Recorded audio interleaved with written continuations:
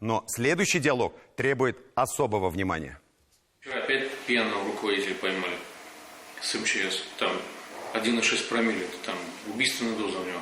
У нас директор МЧС, он трезвый вообще не ходит, он с утра уже пьяный. Я уже 3-й год прошу министра МЧС, чтобы его уволили, но его не увольняют почему-то. В любом драматическом спектакле на этом месте, поверьте, была бы немая сцена. Это покруче гоголевского «Ревизора». Представьте себе, руководитель местного МЧС Муслюмова уже 3 года рассекает в дупель пьяный по дорогам района, и никто его не может остановить. Он фактически сам превратился в ходячую чрезвычайную ситуацию. Источник повышенной опасности для населения. Просто Мефистофель муслюмовского разлива, которого никто не смел тронуть.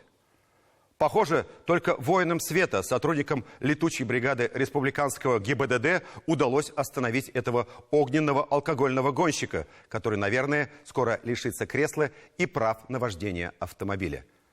Власти главы района не хватило, чтобы обуздать этого чрезвычайно пьяного сотрудника МЧС и других пьяниц при должностях. Почему местные сотрудники ГИБДД старательно не видели эти нарушения, предстоит разобраться начальнику Государственной инспекции по Республике Татарстан Линару Габдурахманову, которому, конечно, надо бы разогнать муслюмовское отделение, страдающее куриной слепотой. Но я знаю, это непростой кадровый вопрос. Удивительные события Муслюмова на этом не закончились.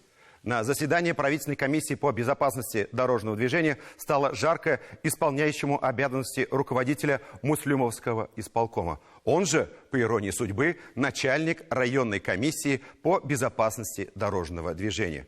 Машину Ильнура Ахметова задержали за глухую тонировку прямо перед совещанием. Как вы так сами являетесь первым нарушителем, как председатель комиссии? Как вы вот этот простой свой поступок можете объяснить? Не допускайте, чтобы мы вам задавали такие нелицеприятные вопросы. Я свою вину признаю. В мое отсутствие по состоянию болезни водитель затонировал служебный автомобиль.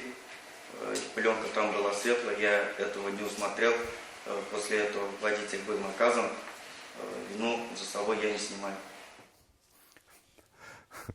Представляю себе горе водителя, который возит исполняющего обязанности руководителя исполкома Муслюмовского района Ильнура Ахметова.